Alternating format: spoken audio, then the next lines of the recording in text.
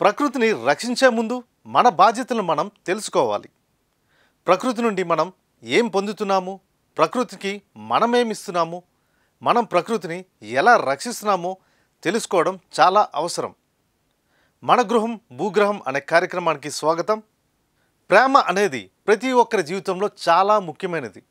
ఇది మనకు సంతోషాన్ని ఇస్తుంది, శాంతినిస్తుంది మరియు సంతృప్తిని ఇస్తుంది. ఎప్పుడైతే మనం ప్రేమ కలిగి జీవిస్తామో ఇతరుల పట్ల గౌరవంగా ఉంటాము, అందరినీ సమానంగా చూస్తాము. అలాగే ప్రకృతి పట్ల మనం ప్రేమతో ఉంటాము, ప్రకృతిని రక్షించడానికి తగిన చర్యలు కూడా తీసుకొనగలం.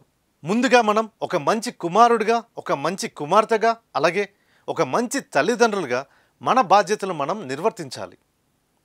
ఒక కుటుంబంలో మనం మంచిగా బాధ్యతగా ఉంటే బయట కూడా మన ప్రవర్తన బాగుంటుంది. ఒకరితో ఒకరు ప్రేమ కలిగి జీవిస్తే ప్రకృతిలోని ప్రతి జీవిపై మనకు ప్రేమ కలుగుతుంది. మన పిల్లలు చక్కగా పెరగాలంటే ఇంటిలోని తల్లిదండ్రులిద్దరూ ఒకరినొకరు ప్రేమించుకుంటూ గౌరవించుకోవడం చాలా ముఖ్యం. మనం బైబిల్లో చూసినట్లయితే కొలసీల 3వ అధ్యాయం 19వ వచనం చూసినట్లయితే, భర్తలారా మీరు మీ భార్యలను ప్రేమించుడు, వారి పట్ల కఠినంగా ప్రవర్తింపుకుడు అని రాసి ఉంది.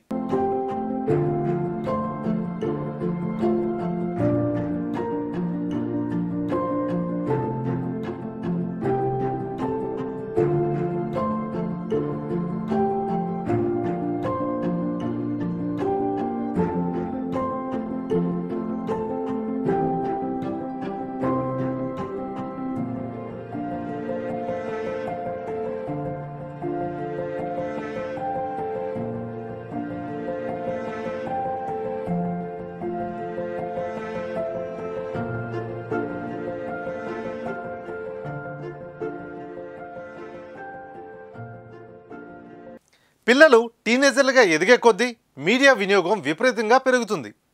ప్రస్తుత రోజుల్లో చూసినట్లయితే కంప్యూటర్లు మరియు సోషల్ మీడియా వినియోగం ఎప్పుడూ ముఖ్యమైన పాత్రను పోషిస్తున్నాయి. డిజిటల్ మీడియా వల్ల పిల్లల శారీరక అలాగే మానసిక ఆరోగ్యాలపై విపరీతమైన ప్రభావం ఏర్పడుతుంది. పిల్లలు అధికంగా స్క్రీన్ సమయం కేటాయించడం వల్ల వారికి శారీరక శ్రమ తగ్గుతుంది. ఇది ఉబ్బకాయం, గుండె జబ్బులు మరియు ఇతర ఆరోగ్య సమస్యలకు దారితీస్తుంది. పిల్లలు ఎక్కువగా స్క్రీన్పై సమయం గడపడం వల్ల దాని నుండి వెలువడే కాంతి వల్ల కంటిపై భారం పడుతుంది. కొన్నిసార్లు మెడ నొప్పి, తలనొప్పి అలాగే ఇతర ఆరోగ్య సమస్యలకు ఇది కారణమవుతుంది. కంటి చూపు దెబ్బతినడానికి కూడా ఒక విధమైన కారణమవుతుంది.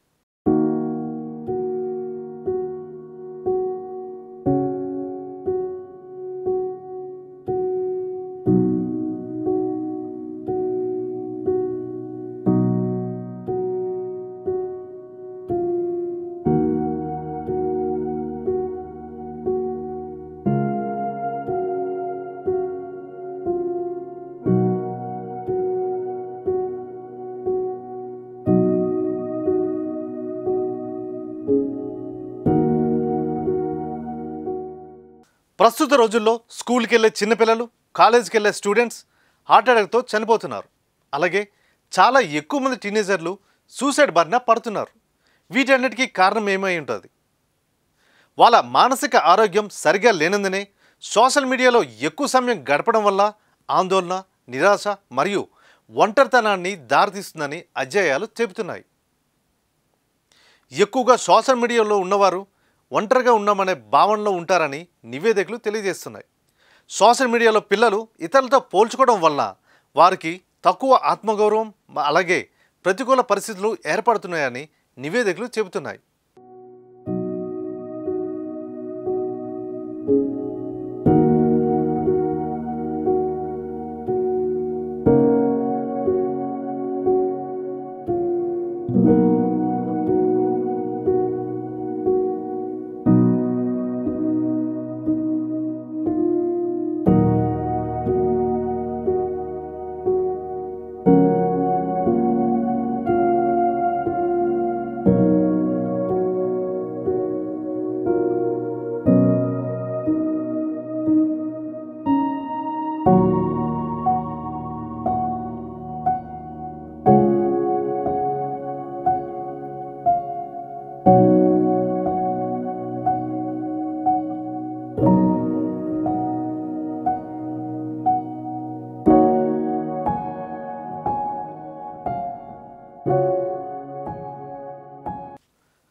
మనం మన పిల్లలను బాధ్యత గల వాళ్ళుగా ఎలా పెంచాలో ఒక్కసారి ఆలోచించండి. ఏమి చెయ్యాలి, ఏమి చేయకూడదు అని చెప్పే హక్కు తల్లిదండ్రులుగా మీకుంది.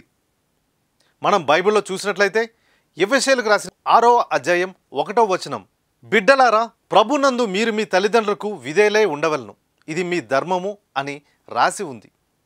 అంటే పిల్లలు తమ తల్లిదండ్రులకు లోబడాలి, అలాగే వారు చెప్పే మంచి మాటలను వినాలి. బైబిల్లో చూసినట్లయితే దేవుడు కూడా ఏమి చెయ్యాలో ఏమి చేయకూడదో చెబుతూ మనపై చాలా ప్రేమనే చూపించారు. మాట వినకపోతే ఏమి జరుగుతుందో కూడా వివరించారు. మీరు కూడా అలానే చేయండి. మీ పిల్లలకు దేవుణ్ణి ప్రేమించడం నేర్పించండి. దానివల్ల మీరు పక్కన లేనప్పుడు కూడా వాళ్ళు చక్కగా నడుచుకుంటారు. మన దేవుడు అన్ని విషయాల్లో సరిగా ఉంటూ మనకు నేర్పిస్తున్నారు. అలాగే అన్ని విషయాల్లో మనం ఆదర్శంగా ఉంటూ మన పిల్లలకు నేర్పించాలి. ద్వితీయోపదేశ కాండము 6వ అధ్యాయం 5వ వచనం 7వ వచనంలో చూసినట్లయితే, మీ ప్రభువైన దేవుని పూర్ణ హృదయంతోనూ పూర్ణ ఆత్మతోనూ పూర్ణ శక్తితోనూ ప్రేమింపుడు అని రాసి ఉంది.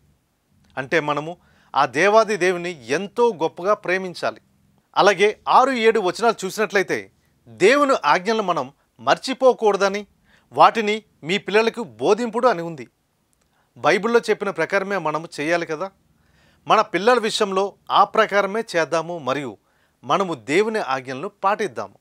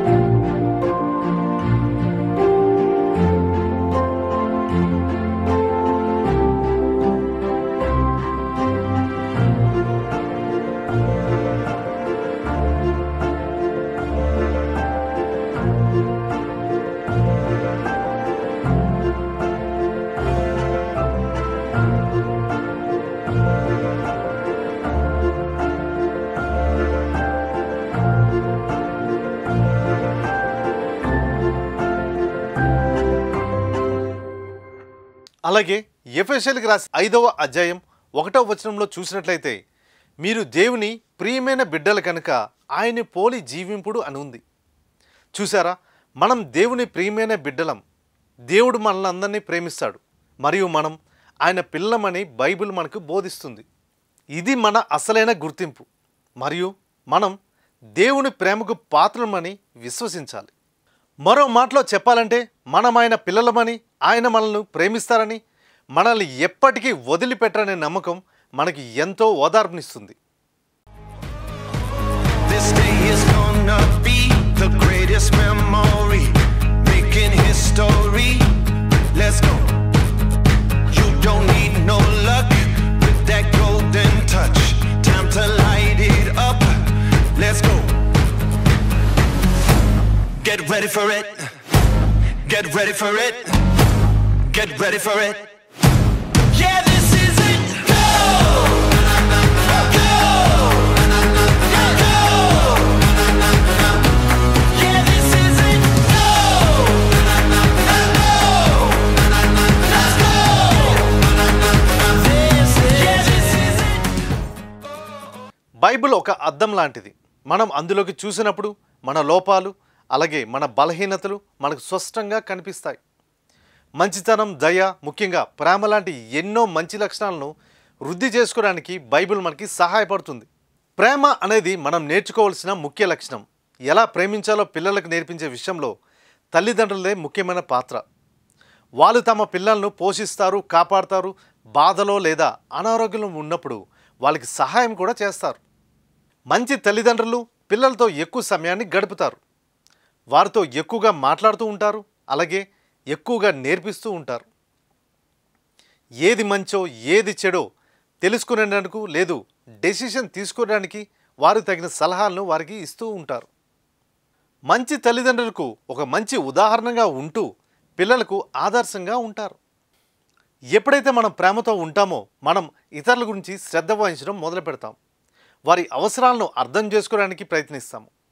ఎప్పుడైతే మనం జీవుల పట్ల కూడా ప్రేమ కలిగి ఉంటామో ఇది పర్యావరణాన్ని రక్షించడానికి మొదటి అడుగు అవుతుంది. ప్రకృతిలో గడపడం వల్ల పిల్లల శారీరక మరియు మానసిక అభివృద్ధిపై సానుకూల ప్రభావం చూపుతుందని నివేదికలు తెలియజేస్తున్నాయి.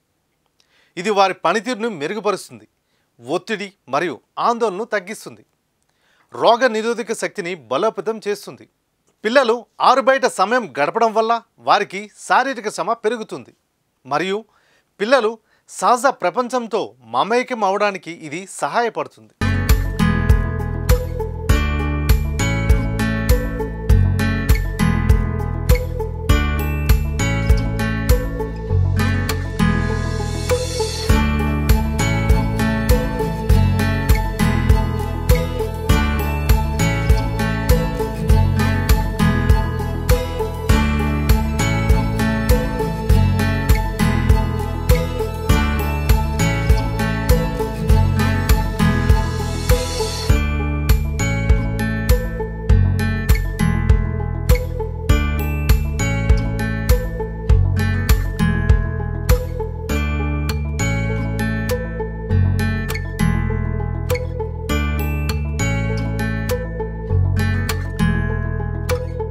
మొత్తం మీద పిల్లల దైనందిన జీవితంలో ప్రకృతిని మనం చేర్చడం వల్ల వారి శ్రేయస్సు మరియు అభివృద్ధికి ఎంతో ప్రయోజనం చేకూరుతుంది.